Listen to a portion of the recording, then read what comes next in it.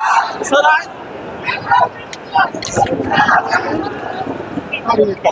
देख सकते हैं गाजीपुर में सांसद चंद्रशेखर आजाद जी आए हुए हैं। आप देख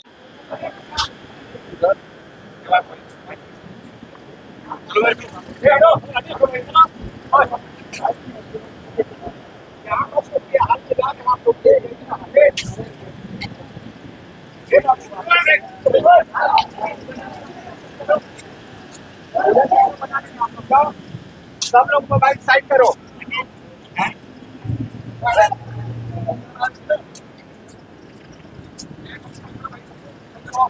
बाकी लोग पीछे उठो। आगे क्या नहीं भैया।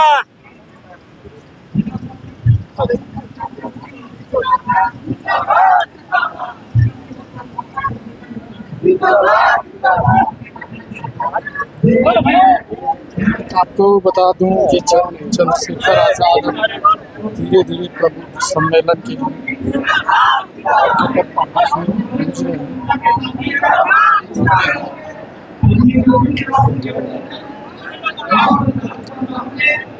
चंद्रशेखर आजाद जी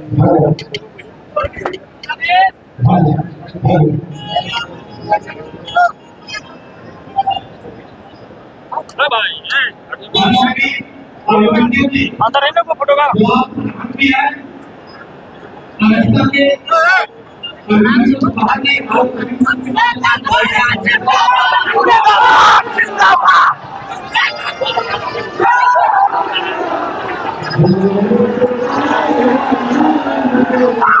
आप देख सकते हैं कि किस तरह आप देख सकते हैं गाजीपुर में सांसद चंद्रशेखर आजाद जी आए हुए हैं। आप देख सकते हैं किस तरह से उनके तमाम समर्थक यहाँ पर पूरा उमड़ी हुई है। आप देख सकते हैं सांसद चंद्रशेखर आजाद जी आए हुए हैं और तमाम इनके समर्थक जो आगे पीछे आप देख सकते हैं कि इनके लगे हुए हैं और कहीं ना कहीं देख सकते हैं चंद्रशेखर आजाद जी प्रबुद्ध जन सम्मेलन को संबोधित किए हैं। गाजीपुर की शहीदी धरती पर आए हैं।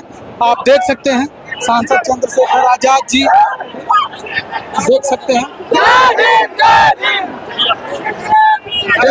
आप कि किस तरह से चंद्रशेखर आजाद का काफिला और तमाम लोग इनके जो समर्थक हैं आगे पीछे लगे हुए हैं। आप देख सकते हैं इन्होंने तमाम समस्याओं को सुना और तमाम समस्याओं को इन्होंने कहा।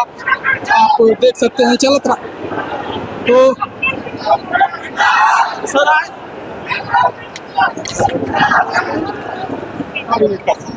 चलते रहे भैया।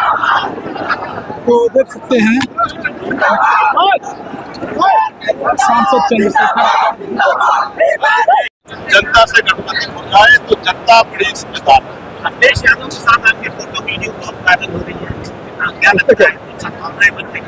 मैं समझता हूँ कि आपका भी ध्यान जहाँ है मुझे अच्छा लगता है कि आप सरकार के नाकामी से सवाल पूछते मैं उन पर आपको बताता कि सरकार क्या करना चाहिए। आप ये मुझे बताओ अंतर्राष्ट्रीय स्तर पर बात करते हैं क्या पहलगांव हमले के बाद ऑपरेशन सिंदूर के बाद जब सीज फायर हो गई तो क्या लगातार हमारे सेना के जवानों की जान नहीं जा रही है, शहादत नहीं हो रही?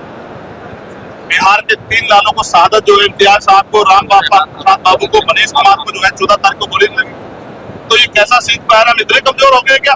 इतने मुट्ठी भर के देश से जो है डर है? सर आप संसद में हैं, संसद सदस्य हैं, आप भी सुझाव दे सकते हैं जनता को? मैंने सुझाव भी दिया और मैंने विशेष बुलाने की मांग भी की। हमने सरकार को कहा कि आज पूरा देश खड़ा है, रोज रोज सैनिकों के और बॉर्डर पर रहने वाले हमारे लोगों के जान से खिलवाड़ नहीं होना चाहिए। सरकार को आतंकवाद का सख्त होना चाहिए। लेकिन हमारे समझौते तो अब अमेरिका में बैठे, अमेरिका के नेता करा, हम इतने कमजोर तो नहीं सर। हम तो तब भी कमजोर नहीं थे जब 20 साल पहले थे, अब तो हम आगे चल रहे हैं। सर ऑपरेशन सिंदूर में एक डेलीगेशन जा रहा है जिसमें बहुत राजनीति हो रही है, क्या चंद्रशेखर रावण को भी उस डेलीगेशन में होना चाहिए? नहीं, मुझे इस तरह का कोई जो है इन्फॉर्मेशन नहीं है कि मुझे उसमें रखा गया है। हालांकि मैं ये भी बात स्पष्ट कर दूं कि डॉक्टर बाबा साहब अम्बेडकर ने कहा कि हम अंत्य भारतीय, हम प्रथम और अंत्य भारतीय। भारत की अस्मिता, भारत का सम्मान हमारे लिए सर्वप्रथम है, उसके बाद सब कुछ। इसलिए सरकार से तमाम विरोध के बाद, उनके विचारों का विरोध, उनके पॉलिसियों के विरोध के बाद भी हमने सरकार को विश्वास दिलाया कि आज देश के गौरव का समय, देश की अस्मिता में जुड़ा हुआ है। हम सब लोग आपके हम देश के साथ करें, देश की सेवा करें। सर इन दिनों जो सेना को लेकर जो जाति और धर्म के मामले हावी हो गए इससे सहमत नहीं। सेना की कोई जाति नहीं, सेना का कोई धर्म नहीं था।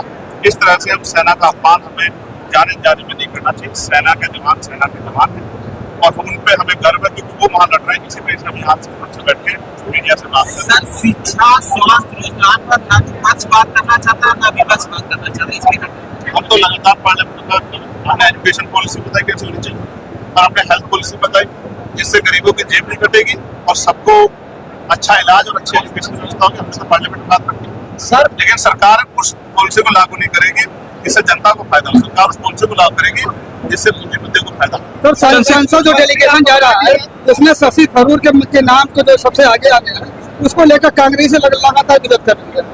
यार मैं आजाद समाज पार्टी के विषय से ये कह रहा हूँ कि सरकार ने केंद्रीय जनगणना की बात की है, उसकी टाइमलाइन भी तय कर दे, डेडलाइन भी तय कर दे तो ज्यादा अच्छा हो जाएगा, वरना ये चुनावी जमला हो जाएगा और चुनावी जमले के बाद सरकार को जनता के गुस्से से आक्रोश से जो है बीजेपी सरकार जिला त्रिस्तरीय पंचायत चुनाव और जो विधानसभा चुनाव होगा, आजाद समाज पार्टी क्या सारी सीटों पे अपने चुनाव लड़ाएगी या जिला पंचायत का चुनाव आजाद समाज पार्टी अपने बलबूते पे त्रिस्तरीय पंचायत चुनाव अपने बलबूते पे लड़ेगी और बाकी के फैसले पार्टी के होंगे। लेकिन मैं आपसे पूछना चाहता हूँ और बताना चाहता हूँ गाजीपुर की सड़कें मैंने आप देखी, क्या आप ईमानदारी से बताइए क्या गाजीपुर की सड़कें इस सरकार के झूठ का खुलासा करते नहीं करती?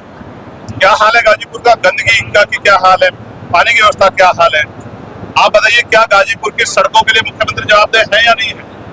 केंद्र की सरकार जो नेशनल हाईवे बनाती है उससे तो हम लोग सवाल वहां पार्लियामेंट में करते हैं, लेकिन राज्य सरकार जो है जो बड़े बड़े वादे करती है, पीठ ठोकती है, तो मुख्यमंत्री जवाब देगी गाजीपुर विकास से छूटा क्यों है, गाजीपुर के हर 100 मीटर में गड्ढे क्यों है, क्या गाजीपुर जिले के लोगों के आत्मसम्मान के साथ निवास करने का अधिकार सरकार को मिला है? बीजेपी ने ये अंतिम सवाल अभी आपका मैं सुन रहा था स्पीच, जिसमें आपने कहा कि संविदा कर्मियों को आप परमानेंट नौकरी कर ले जाएंगे अगर आपकी सरकार आई। इस दावे में कितनी सच्चाई? इसमें पूरी सच्चाई है। जिस तरह पार्लियामेंट में मैं निजी क्षेत्रों में आरक्षण का बिल लेके आया था, वो बिल नहीं था, वो ये भी सच्चाई थी कि होना चाहिए।